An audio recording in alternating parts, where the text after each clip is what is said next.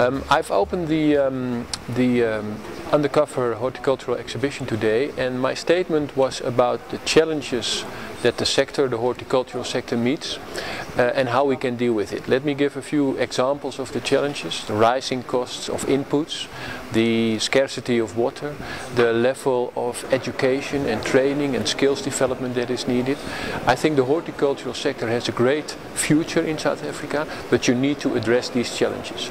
And there are a number of ways to do that, and what I've pointed out, actually two things. First of all, that you need a strong cooperation between the private sector, so the farmer, the universities and the government, so the government also needs to be involved. And the second point I made is that the Netherlands is very willing and helpful to further develop the horticultural sector in South Africa. In landbou vandag is dit baie belangrik om twee goed in ag te neem. Die een is as ons sit in 'n kostekurwe, en as jy daai in kostekurwe sit, dan moet jy meer produktief raak om te kan doen. En om dit te kan bereik, het jy 6 tegnologieë wat jy kan benut om dit reg te kry.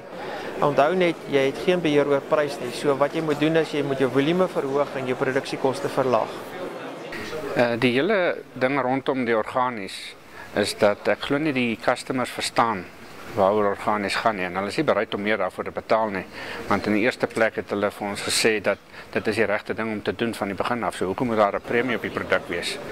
So dit wat ons deur die Farming for the Future program by die boere wil tuisbring is dat kom ons doen die regte ding van die begin af sonder om onnodige kostes aan koste koppel, want ons sien dit ons kliënte dat daar 'n sekere pryspunt wat hulle bereid is om te betaal vir 'n sekere produk. So as jy onnodige kostes aanheg net om 'n ideologie na te jaag, dan gaan jy nie 'n sukses behaal nie.